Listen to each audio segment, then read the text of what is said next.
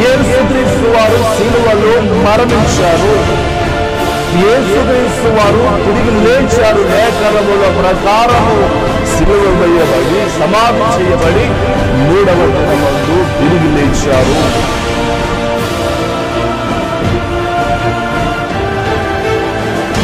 ఈ రోజు నువ్వు దీవించబడడానికి, ఒక స్థితిలో ఉండడానికి, ఈ రోజు నువ్వు క్షమించబడడానికి, ఈ రోజు ఒక ఉన్నతమైన స్థితిలో ఉండడానికి కారకుడు సజీవుడైన క్రీస్తే. కొద్ది నిమిషాలు దేవుని వాక్యమును, వాక్యం ఒక మాట చెప్తుంది, దీపం ఉండగానే ఇండ్లు చక్కబెట్టుకోవాలి అని అంట. దీపం మారిపోయిన తర్వాత చీకటిలో మనము ఏమి సర్దుకోలేము, ఇంట్లో ఏమి సరిగ్గా మనము చేసుకోలేము, అంత ప్రమాదకరం చీకటి. సరే, ప్రభునందు దేవుని పిల్లలారా, వాక్యంలోకి వెళ్తున్నాం, జాగ్రత్తగా వినండి. ఒకనాటి కాలంలో దేవుడు ఇశ్రాయేలులైనటువంటి ప్రజలను గురించి దేవుడు ఒక మాట చెప్పారు. వారు భయంకరంగా పాపము చేస్తూ, విగ్రహారాధన చేస్తూ, ఇష్టానుసారమైన బ్రతుకుచున్నప్పుడు, దేవుడు వారి మీద ఉగ్రుడై ఉన్నప్పుడు ఆయన ఒక మాట చెప్పాడు, నా ఆజ్ఞలను మీరు గైకొంటే, నన్ను ప్రేమించి నా ఆజ్ఞల విషయంలో గైకొని వాటి విషయంలో జాగ్రత్తగా ఉంటే, దేవుడు అంటున్నాడు, కరుణించువాడనై ఉన్నాను అంటున్నాడు. ఈరోజు మీతో చెప్పబోయే అంశము కరుణించువాడనై ఉన్నాను. కరుణించువాడనై ఉన్నాను అనంటే దాని భావమేంటి, దాని యొక్క ఆలోచన ఏంటి, దాని యొక్క విశిష్టత ఏంటి? కరుణించువాడనై ఉన్నాను, కరుణిస్తా అనబడే మాట ఏంటి అనంటే, ఒక వ్యక్తి తప్పు చేసిన, ఒక వ్యక్తి భయంకరమైన స్థితిలో ఉన్న, ఒక వ్యక్తి ఒక భయంకరమైన స్థితిలో ఒక వ్యక్తి తప్పు చేసిన వ్యక్తిని నేను కరుణిస్తాను, ఒక అవకాశం ఇస్తాను అనంటే ఎంత ధైర్యం ఉంటుందో ఆ మాట వలన అది ఊహించలేం. అయితే మన వాక్యాన్ని చదువుకుందాం. ద్వితీయోపదేశ కాండము 5వ అధ్యాయము 10వ వచనాన్ని చదువుకుందాం ఒకసారి. నన్ను ప్రేమించి నా ఆజ్ఞలు గైకొని వారి విషయంలో 1000 తరముల వరకు కరుణించువాడనై ఉన్నాను. ఈ వాక్య గ్రంథములు చూస్తే, నన్ను ప్రేమించి నా ఆజ్ఞలను గైకొని వారి విషయంలో 1000 సంవత్సరముల వరకు కరుణించువాడనై ఉన్నా, కరుణిస్తా. ఈ విషయాన్ని చాలా జాగ్రత్తగా వినాలని దేవుని సేవకునిగా మీకు తెలియజేస్తున్నాను. నన్ను ప్రేమించి నా ఆజ్ఞలు గైకొనాలి. నన్ను ప్రేమించి నా ఆజ్ఞలు గైకొని వారి విషయంలో నేనేం చేస్తానంటే 1000 సంవత్సరముల వరకు కరుణించువాడనై ఉన్నాను. 1000 సంవత్సరముల వరకు కరుణించువాడనై ఉన్నాను అంటున్నాడు. దానికంటే ముందు మరొక వచనాన్ని మనం చదువుకుందాం. 6వ వచనాన్ని 5వ వచనాన్ని చదువుకుందాం. 5వ వచనం, గనుక యెహోవా మాట మీకు తెలియచేయుటకు నేను యెహోవాకును మీకును మధ్య నిలిచి ఉండగా యెహోవా ఇలాగున సెలవిచ్చెను, దాసుల గృహమైన ఐగుప్తు దేశము నుండి నిన్ను రప్పించిన నీ దేవుడైన యెహోవాను నేనే. చాలు. ఈ వాక్య గ్రంథములో చూస్తే వ్రాయబడినట్లుగా, ప్రభునందు దేవుని పిల్లలారా, దాసుల గృహమైన ఐగుప్తులో నుండి నిన్ను రప్పించిన నీ దేవుడైన యెహోవాను నేనే. దాసుల గృహము ఐగుప్తు దేశం. ఏ దేశము? దాసుల గృహం. ఈ ఐగుప్తు దేశము నుండి మిమ్మల్ని రక్షించినటువంటి వాణ్ణి నేనే, మిమ్మల్ని రప్పించిన వాణ్ణి నేనే. కాబట్టి ఆ కింది వచనంలో మరొక మాట చదువుకుందాము. నేను తప్ప వేరొక దేవుడు నీకు ఉండకూడదు. పైన ఆకాశం అందే గాని కిందనున్న భూమి అందే గాని భూమి క్రింద ఉన్న నీళ్ళ ఎందే గాని ఇండు. దేని పోలికైన విగ్రహమును చేసుకొనకూడదు, వాటికి నమస్కరించకూడదు, వాటిని పూజింపకూడదు. నీ దేవుడైన యెహోవానగు నేను రోషము గల దేవుడను. నన్ను ద్వేషించు వారి విషయంలో 3-4 తరాల దోషము, తండ్రుల దోషము కుమారుల మీదికి రప్పించుచున్నాను. చాలు. ఈ వాక్య గ్రంథములో చూస్తే వ్రాయబడిన మాట, కరుణించువాడనై ఉన్నాను అనబడే మాటకు మనం ముందు ఎలాగుండాలో, ఏ విధంగా ఉంటే దేవుడు కరుణిస్తాడో ఆయన చాలా స్పష్టంగా నీటిగా తెలియజేశారు. ఏంటి అనంటే, ఐగుప్తుల యొక్క దేశము నుండి రప్పించినది నేనే, కానీ నేను తప్ప వేరొక దేవుడు నీకు ఉండకూడదు. నీవు దేనిని పూజింపకూడదు. ఆకాశమును గాని భూమిని గాని మరి నీళ్లను గాని దేన్ని మనం ఏం చేయకూడదు? పూజించకూడదు. విగ్రహములను చేసుకోనకూడదు. ఏంటి ఈ విగ్రహములు ఏంటి అనే విషయాన్ని చూస్తే, బైబిల్ గ్రంథములో ఒక రాజు ఒక బంగారు ప్రతిమను చేస్తాడు. చేసి వాటికి సాగిల పడాలి, లేకపోతే మిమ్మల్ని చంపేస్తానంటాడు. చంపేస్తానని చెప్పిన కాలములో షడ్రకు, మేషకు, అబేద్నెగో వారు ఏం చేస్తాడంటే, రాజా నీవు చేసిన ఈ బంగారు ప్రతిమకు మేము నమస్కారము చెయ్యం. ఈ అగ్నిగుండములో నుండి మమ్మలను రక్షించగలిగిన సమర్థుడు మా దేవుడు. కాబట్టి నువ్వు చేసిన వాటికి మేము సాగిలపడము, పూజించము.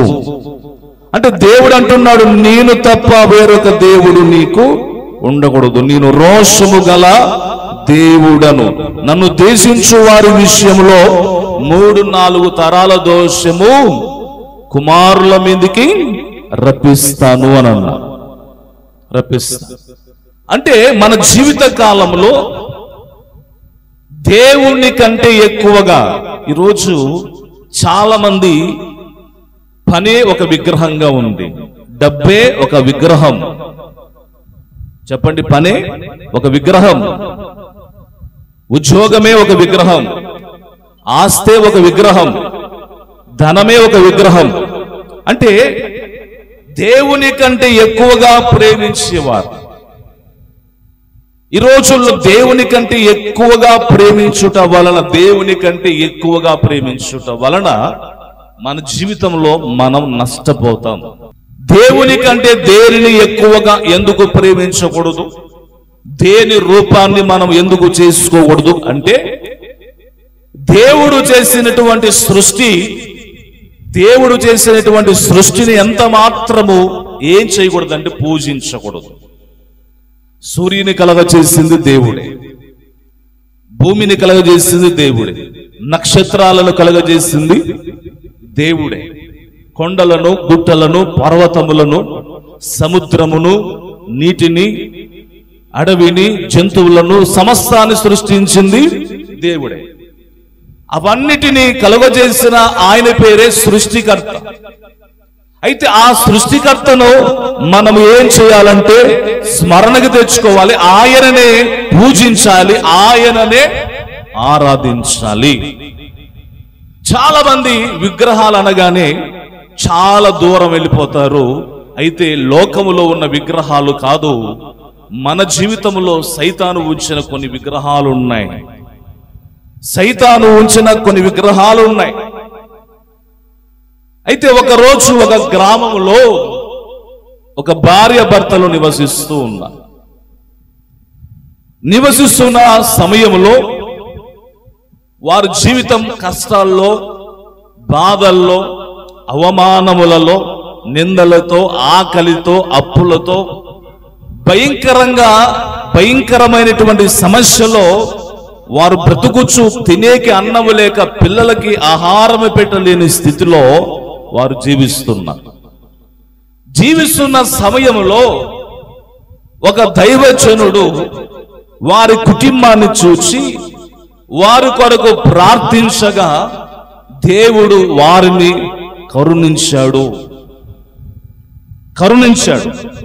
కరుణించి దేవుడు వారిని ఎంతగా దీవించాడంటే ఆస్తికర్తలుగా చేశాడు. బైబిల్లో మాట రాయబడి, నన్ను ప్రేమించు వారిని నేను ఆస్తికర్తలుగా చేస్తాను అని అన్నాడు. వారు ప్రారంభ దిశలో దేవుణ్ణి బాగా ప్రేమించడం, దైవ సేవకుని మాట వినడం, చక్కగా దేవుని మాత్రమే ఆరాధించడం.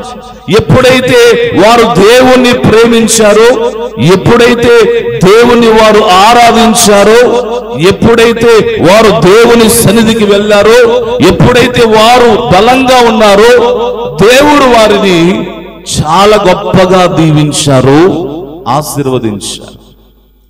ఆశీర్వదించిన తర్వాత వారికి ఆస్తి, విశాలమైనటువంటి ఆస్తి దేవుడు వారికి ఇచ్చినప్పుడు, వారికి అధికారము దేవుడిచ్చినప్పుడు, ఇవన్నీ సకలము దేవుడు వారి జీవితంలో దేవుడిచ్చినప్పుడు వారు కొన్ని రోజులకు దేవుని సన్నిధిని మానేస్తారు.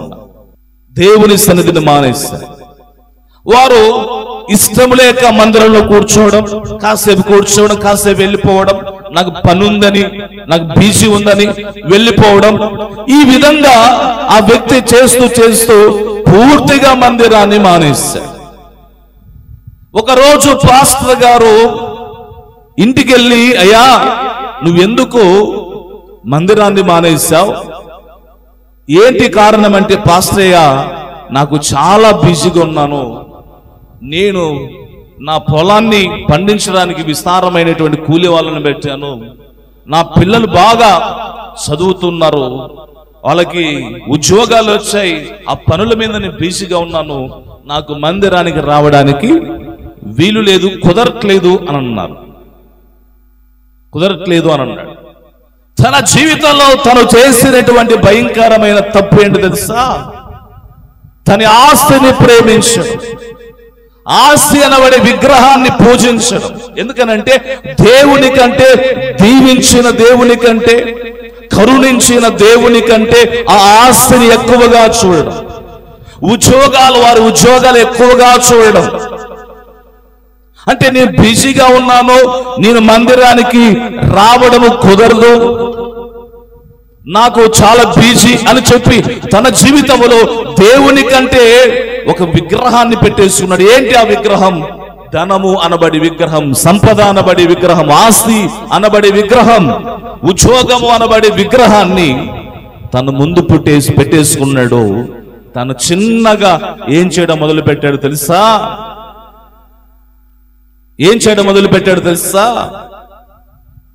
పూర్తిగా తను దేవుణ్ణి విడిచిపెట్టి తన పొలం దగ్గరికి వెళ్ళి, పొలమే లేకపోతే ఈ పొలమే నాకు దేవుడు అన్నారంట. ఈ ఆశే నాకు దేవుడు, నా పిల్లల ఉద్యోగమే నాకు దేవుడు, ఇదే నాకు దేవుడు, ఇంకా దేవుడు నాకు లేడు అనబడే ఆ స్థితిలోకి ఆ వ్యక్తి వెళ్ళిపోయాడు. బైబిల్లో కూడా ఒక వ్యక్తి ఉన్నాడు కదా, బాగా ఆస్తిని సంపాదించాడు, అనేక సంవత్సరాలకి ఆస్తిని సంపాదించి తన ప్రాణముతో చెప్పుకుంటున్నాడు, నా ప్రాణమా అనేక సంవత్సరములకు నీకు ఆస్తిని సమకూర్చాను, ధనాన్ని సమకూర్చాను, అనేక ధాన్యాన్ని కూర్చాను, తినుము త్రాగుము సుఖించుము అని తన ప్రాణంతో చెప్పుకుంటున్నాడు. అంటే దేవుడి కంటే తన జీవితంలో ఈరోజు నీ జీవితంలో కూడా ఏ విగ్రహం ఉంది? నీ జీవితం పాపం అనబడేది ఒక విగ్రహం. పాపం అనబడేది ఒక విగ్రహం. వ్యభిచారం అనేది ఒక విగ్రహం. తాగుడు అనబడేది ఒక విగ్రహం. అవిశ్వాసం అనేది ఒక విగ్రహం. నామకార్థత అనబడేది ఒక విగ్రహం. తిరుగుబాటు అనేది ఒక విగ్రహం. నీ జీవితంలో ఏ విగ్రహాన్ని నువ్వు కలిగి ఉన్నావు? ఏ విగ్రహానికి నీవు నీ జీవితంలో సాగిలపడుతున్నావు? దేనిని బట్టి నువ్వు గర్విస్తున్నావు? దేనిని బట్టి నువ్వు అతిశయపడుతున్నావు? భక్తుడు అంటాడు, దేవుని యందు తప్ప మరి దేని యందు నాకు అతిశయము ఉండరాదు అని అంటాడు. అతిశయపడాలంటే నేను క్రీస్తునందే అతిశయపడాలి అని అంటాడు. గమనించే మాట, ఈరోజు నీ జీవితంలో దేనిని పెట్టుకున్నావు? స్త్రీ అనబడేటువంటి విగ్రహం, పురుషుడు అనబడే విగ్రహం, ఇవన్నీ నీ జీవితంలో ఉంచుకొనుట వలన దేవుడు రోషము కలిగిన వాడంట. రోషము కలిగిన వాడు. ఆనాటి కాలంలో ఇశ్రాయేలులైనటువంటి ప్రజలు వారు చేసినటువంటి భయంకరమైన తప్పు, వారు చేసిన పని ఏంటంటే, మోషే గారు ఇంకా వెళ్ళిపోయారు, ఆయన ఇంకా రాడు అని చెప్పి వారి బంగారం అంతటిని తీసి ఒక దూడను చేసేసుకుని, ఆ దూడను చేసుకుని ఇక్కడ దేవుడు అని చెప్పి వారు సాగిలపడడం మొదలు పెట్టారు. పూజించడం మొదలు పెట్టారు. ఇలాంటి స్థితి మనిషి జీవితంలో ఉంటే వారి జీవితం ఏమవుతుంది అని అంటే, ఆయన రోషము కలిగినటువంటి దేవుడు. రోషము కలిగిన దేవుడు. నేను రోషము కలిగిన వాణ్ణి. నా రోషం సామాన్యమైనది కాదు.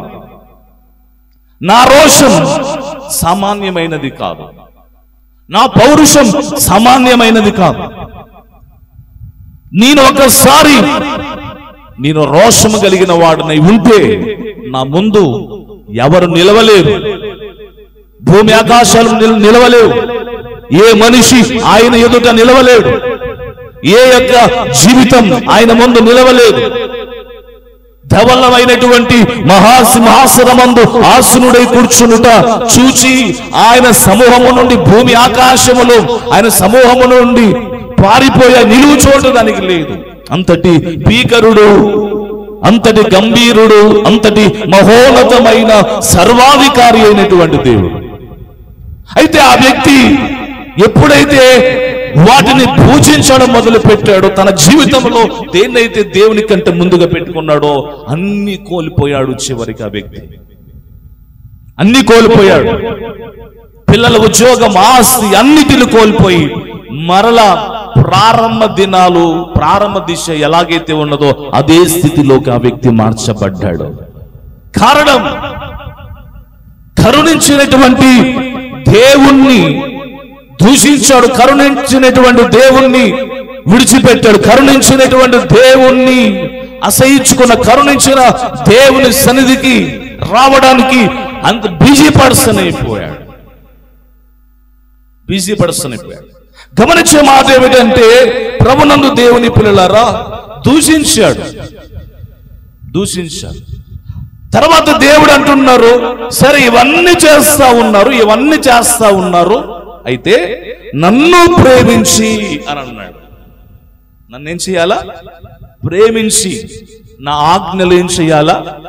గైకొంటే నేను 1000 సంవత్సరముల వరకు, 1000 తరముల వరకు కరుణించువాడని ఉన్నాను. ఎన్నిసార్లు కరుణిస్తాడైనా? ఎన్నిసార్లు కరుణిస్తాడు? ఈ భూమి మీద ఉన్న సకల మానవులను ఎన్నిసార్లు కరుణిస్తాడైనా? ఎన్నిసార్లు కరుణిస్తాడైనా? కరుణించువాడునై ఉన్నాను అంటే ఎప్పుడు కరుణిస్తాడంటే, నువ్వు భయంకరమైనటువంటి తప్పు చేసే విరుద్ధంగా ఉన్నావు, అయినా పర్లేదు కానీ నన్ను ప్రేమించు. నన్నేం చేయాలా? ప్రేమించు. నన్ను ప్రేమిస్తే నిన్ను కరుణిస్తాను. ఎన్ని తరాలు? 1000 తరాల వరకు నిన్ను నేనేం చేస్తానంటే కరుణిస్తాను. నిన్ను కరుణిస్తా. నిన్ను కరుణించువాడను నేనే. నన్ను ప్రేమించు, నన్ను ప్రేమించు. కానీ నన్ను ప్రేమించమని దేవుడు చెప్పాడు. ఒకనాటి కాలంలో మనము చూస్తే, కొత్త నిబంధన కాలంలో చూస్తే, లోకమును దేవుడు ఎంతో ప్రేమించెను అని అంటున్నా. ఇదేంటి? నన్ను ప్రేమించాలన్నాడు కదా, నా ఆజ్ఞలు గైకొనాలన్నాడు కదా, నేను కరుణిస్తానన్నాడు కదా, నన్ను ప్రేమించాలన్నాడే, నన్ను ప్రేమించమనన్నాడే, నన్నే ప్రేమించాలి, నన్నే ప్రేమించాలన్నాడు. కానీ చివరికి దేవుడు ఏమంటున్నారంటే, దేవుడు లోకమును ఎంతో ప్రేమించాడు. ఎంత ప్రేమించాడంటే ఊహించలేనంత ప్రేమించాడు. దేవుడు ప్రేమించినటువంటి సామాన్యమైనది కాదు. దేవుడు లోకాన్ని ఎంతగా ప్రేమించాడంటే వర్ణించలేదు. ఓ మాటలో చెప్పాలంటే, పరలోకములో నుండి భూమికి దిగి వచ్చినటువంటి కరుణ, ప్రేమ, సింహాసనము నుండి ఈ భూలోకానికి వచ్చిన కరుణ ప్రేమించాడు. ఎందుకంటే ఈ మనిషి ఎన్నిసార్లు శిక్షించినా, ఎన్నిసార్లు గద్దించినా, ఎన్నిసార్లు హెచ్చరించినా, ఎన్నిసార్లు ఈ వ్యక్తిని మట్టిలో కలిపేసినా తన బ్రతుకు మాత్రం మార్చుకోవట్లేదు. తన జీవితంలో ఒక బలి, మానవ జీవితంలో ఒక బలి జరగాలి. మానవ యొక్క పాపాలు అనబడేటువంటి విగ్రహాలు కూలిపోవాలంటే, అవిశ్వాసము అనబడే విగ్రహాలు కూలిపోవాలంటే, వ్యభిచారము అనబడే విగ్రహాలు కూలిపోవాలంటే, ఇవన్నిటికీ జరగవలసింది ఏంటంటే ప్రాయశ్చిత్తము జరగాల. ప్రాయశ్చిత్తము జరగాలి. ప్రాయశ్చిత్తం అంటే ఏంటి? ఆ ప్రాయశ్చిత్తం అనంటే మనుషుల సర్వమానవుల నిమిత్తమై ఒక నీతిమంతుడైనటువంటి రక్తము ఈ భూమి మీద చిందించబడాలి. భక్తులు అంటారు, ఎడ్ల రక్తము, మేకల రక్తము పాపములు తీసివేయుట అసాధ్యము అని అంటారు. యేసు రక్తము అనేది ప్రతి పాపముల నుండి మనలను పవిత్రులుగా చేస్తారు. దేవుడు లోకాన్ని ప్రేమించిన దేవుడు ఈ భూమి మీదకి వచ్చి ఎందరినో కరుణించాడు. ఎందరినో కరుణించాడు.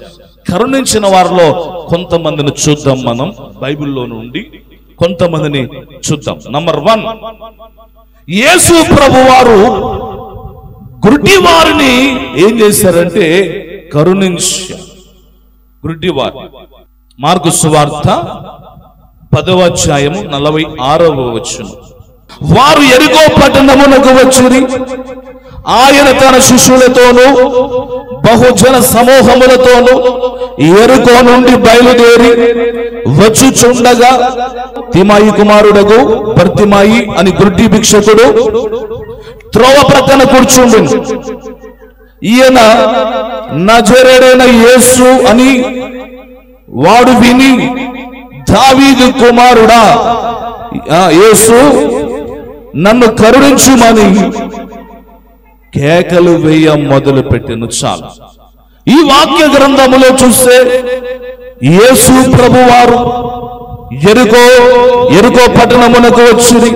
ఆయన శిష్యులను బహుజన సమూహములు యెరికో నుండి బయలుదేరుచుండగా ఒక గుడ్డివాడు భిక్షకుడు త్రోవ పక్కన కూర్చున్నాడు. ఈయన నజరేయుడైన యేసు అని వాడు విని, దావీదు కుమారుడా యేసు, నన్ను కరుణించమని కేకలు వేశాడు. నన్ను కరుణించు అంటే, నన్ను కరుణించు అనబడే పదం ఎందుకు వాడుతున్నాడు? యేసు కరుణిస్తాడని ఈ గుడ్డివాడికి ఎలా తెలుసు? అంటే తనకు చూపు లేదు, కానీ విన్నాడు. ఏం చేశాడు? విన్నాడు. నజరేయుడైన యేసు ఈ మార్గము గుండా పోతున్నాడని విన్నాడు అంతే. చూడలేదు, ఆయన ఎప్పుడూ చూడలేదు. అప్పుడే ఫస్ట్ టైం విన్నాడు గుడ్డివాడు, ఫస్ట్ టైం విన్నాడు. ఈ రోజుల్లో మనిషి జీవితంలో యేసు ప్రభువును గూర్చి ఎంత విన్నా ఇంకా గురుడితనాన్ని మనిషి కలిగే ఉన్నాడు తప్ప ఏం చేయట్లేదు. ఎంత విన్నా గాని హృదయము ఏం పట్టిందంటే కొవ్వు పట్టింది. ఒక్కసారి విన్నాడు. గమనించే మాట, యేసు ఆ ప్రాంతంలో ఆ మార్గము గుండా పోతున్నాడని తెలిసి గురుడి భిక్షకుడు త్రోవ పక్కన కూర్చుండేది. ఈయన నజరేయుడైన యేసు అని వాడు విన్నాడు. నజరేయుడైన యేసు అని విన్నాడు, యేసు ప్రభు అని విన్నాడు. విని ఏమంటున్నాడంటే, దావీదు కుమారుడా యేసో నన్ను కరుణించు అని అన్నాడు. మోకరించుదాం. మరి ఇన్ని అంశాలు వచ్చే వారం మరి వింటారు. కలుముసు నాతో మాట్లాడిన యేసయ్యా మీకు స్తోత్రములయ్యా, మీకు వందనములు నాయన. కరుణించు వాడనై ఉన్నాము అని అన్నారు. తండ్రి నన్ను కరుణించు నాయన. తెలుసో తెలియకనో నీకు విరుద్ధంగా ఉన్నాను, ఈ సన్నిధికి విరుద్ధంగా ఉన్నాను. నన్ను కరుణించయ్యా, నువ్వు నన్ను కరుణించేసయ్యా. మీ సహాయములు చేయి నాయనా, నీ గొప్ప కార్యములు జరిగింపచేయి నాయనా. నీకు స్తోత్రములయ్యా. నీ కృప చూపించు నాయనా, నీ కనికరము చూపించయ్యా.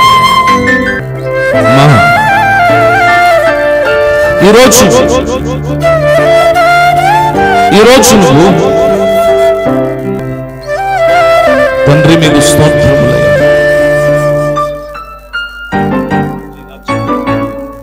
అమ్మా ఈరోజు ఆ గుడ్డి వాడితో వేసే అన్నాడు, నీకేమి కావాలని ఇక్కడి నుంచి కోరుకుంటున్నావా? అయ్యా నాకు దృష్టి ప్రసాదించమని అడిగాడు. కరుణించమన్న దేవుడు, కరుణించేవాడనై ఉన్నానన్నాడు. ఒకవేళ నీ దోషము, నీవు చేసిన పాపము నీ పిల్లల మీదకి వస్తుంది. తండ్రి కరుణించయ్యా, వద్దయ్యా, నా మనసు మార్చుకుంటా. పిల్లవగానే ఆ వృద్ధివాడు పరిగెత్తుకుంటూ వెళ్ళిపోయాడు. ఈ యేసుక్రీస్తు ప్రత్యక్షత నాకు ఇచ్చి మీ కార్యమును జరిగింపచేయండి, సహాయం చేయండి, ఆరోగ్యంగా మీ చిత్తమునే నెరవేర్చు ప్రభు. జీవమైన మరణమైన అది నీ వశములో ఉన్నది, నీ చిత్తమే నెరవేర్చి నీ కార్యమును జరిగింపచేయండి, బలపరచుమని యేసుక్రీస్తు నామములో ప్రార్థించి అడిగి వేడుకొనుచున్నాము తండ్రి. ఆమేన్.